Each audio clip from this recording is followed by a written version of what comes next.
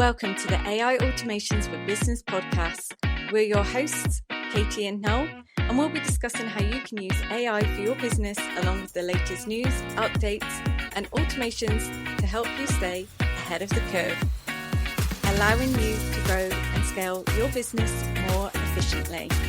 Please be sure to subscribe, and I hope you enjoy this episode.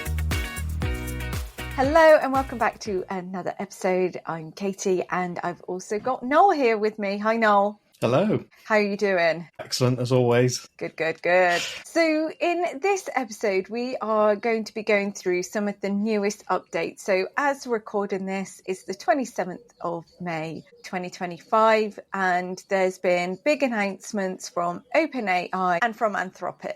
So that's what we're going to be talking about in today's podcast episode. So let's start with OpenAI. So they have just brought in Jony Ive, who is the guy who designed the iPad and was it iPod as well? He designed so many iconic Apple devices. So he started out doing the first iMac, which had the coloured back to it. Obsessed with that.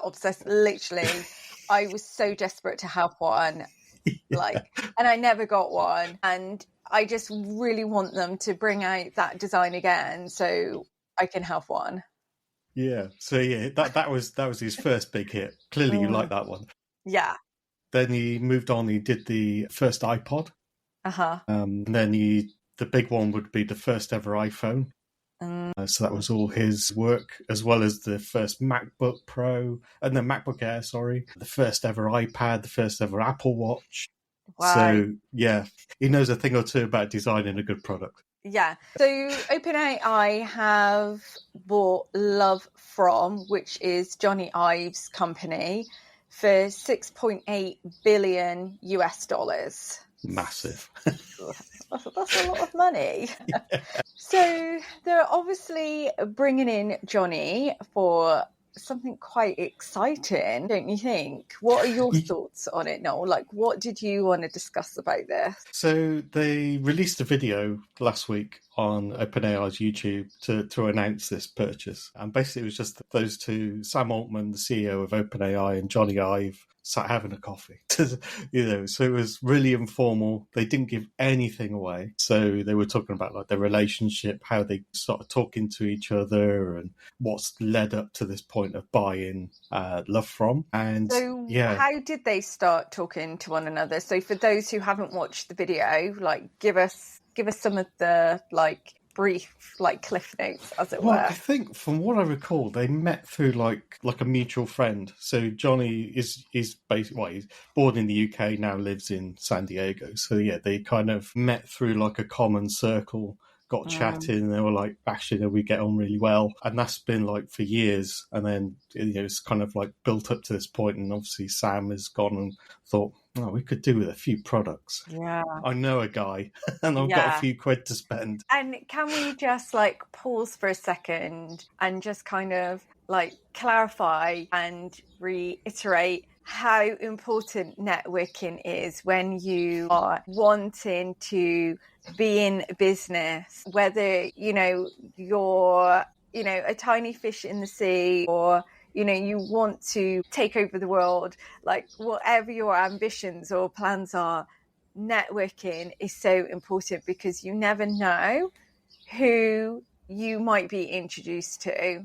And I have found this within business, and I've been able to help other people be oh my goodness, you need to go and talk to so and so, you two would be great together, or go and talk to this person, they might be able to help you with some ideas, or be able to help you get your foot in the door or something like that. So yeah, networking is so important, and I don't think a lot of people realize how powerful that can be.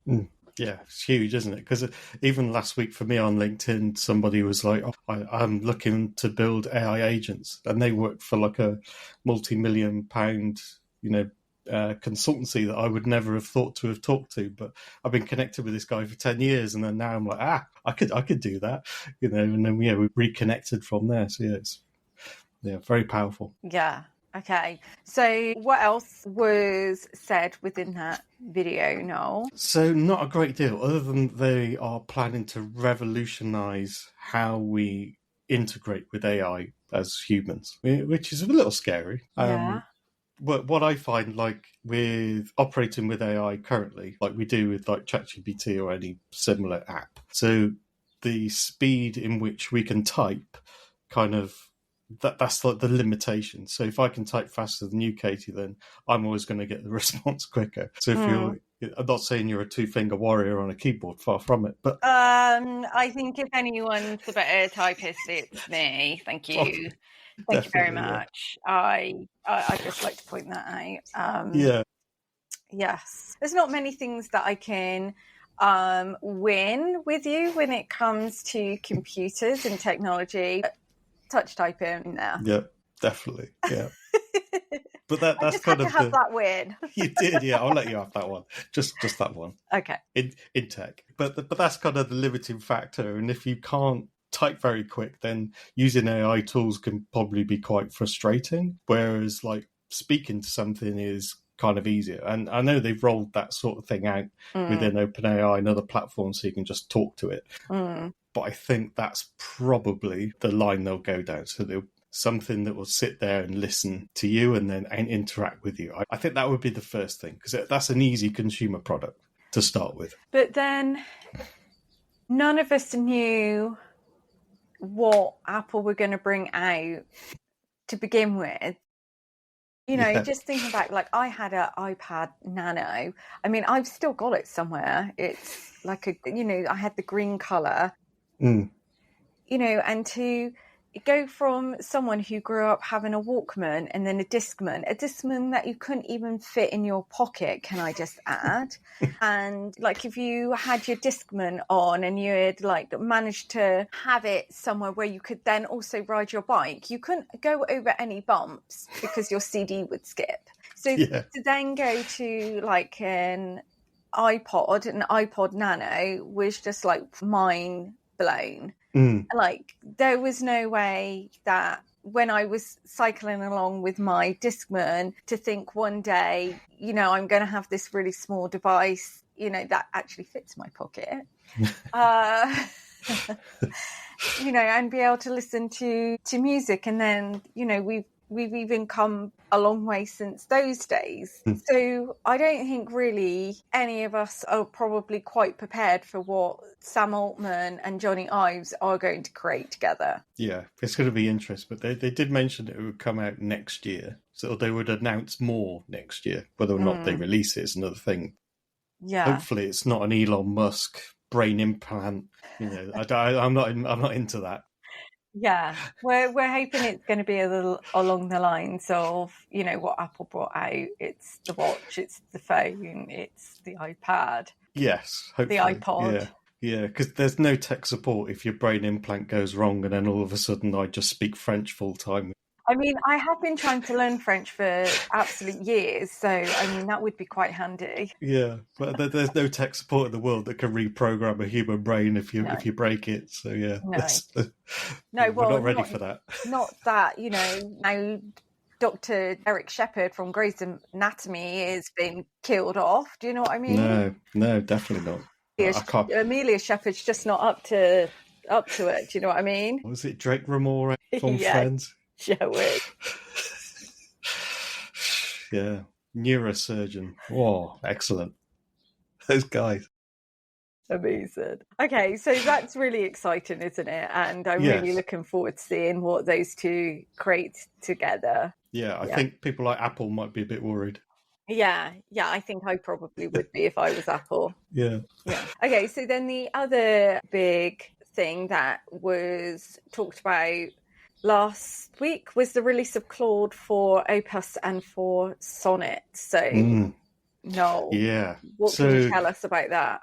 I mean, last week was a sea of new AI models and products. Google had a massive event as well, so we are going to skirt over that, because I looked at their blog post and I was like, here's a summary of 100 things we released, and it's like, I haven't got time to... that's to go through and test all of that and talk about it. But the one that I have...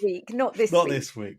Oh, good No, definitely not. But one thing I have used a lot since it was released is the new Claude models, and they are excellent, I have to say. So yeah, they're not that expensive, but they're incredibly powerful when it comes to writing creative content. So I'd say they easily beat any OpenAI model for that currently. Obviously, that could all change this week. Mm-hmm. I'm sure it probably will. Mm-hmm. But yeah, it's also really good at understanding instructions as well. So if we plug that into like an AI agent, it's far, far better. But what I'm finding is like the content side is brilliant. I give it a brand voice and it understands it, which is what you want, really. Yeah.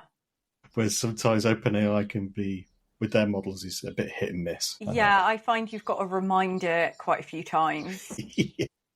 It always says like it's updated the memory, and then it spits out something, and then you're like if I've forgotten to like say this must be using my brand voice and my tone of voice, like I have to like it then spits out something, and I'm like, oh, God's sake. Yeah, it's hard, isn't it? Yeah. Because I have a project in ChatGPT with the brand voice for make automations and all that sort of stuff. It's all in there. So I can like have a chat and come up with ideas and stuff like that for content or whatever. Mm.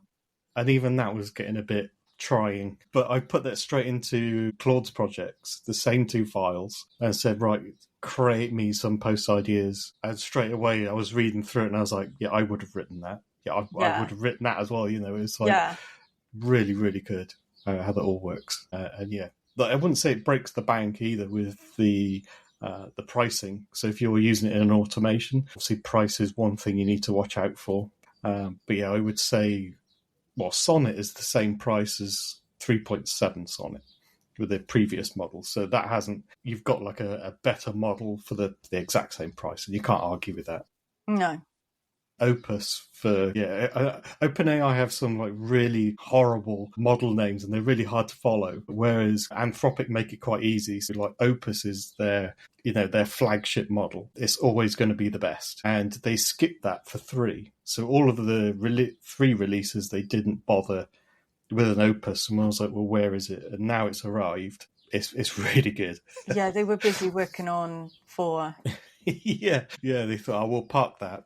Whereas, people like OpenAI, they released GPT 4.5 and then 2 weeks later release 4.1 and then retire 4.5. And it's like, I don't know what it means. Yeah. Okay. So that release is so it's much better at copywriting, Yes, following and creating instructions. Yes, great for agents. Great for using with AI agents. Mm-hmm. Anything else, Noel, to summarise that one? I mean, if you're anyone that's interested in coding, these models are also excellent at that. And that's all they really focus on. So it's quite hard for me to like go, well, what can I use it for? Because I don't really care about how good it is at Python. Yeah. I'm not doing any software work. So yeah, they're excellent at coding. So if you ever get stuck with that, then Anthropic's the way forward, and Claude. Amazing. Well, those were the 2 biggest updates that we wanted to share with you this week. Mm-hmm. If anyone's got any questions that they would like us to answer on the podcast, then just let us know. You can find us in our LinkedIn group, which is AI Automations for Business. And yes, we're in there. So feel free to just come in and pop in a question. And yes, it's free and it's open to anyone who is interested in AI and AI automations for business. So thank you so much for listening. If you liked this episode, please give it a like or leave a review. That really, really helps us. And if you feel like you've got a friend that would enjoy listening as well, please share the link with them. We would appreciate it so much. And we will catch you next time for another episode very soon.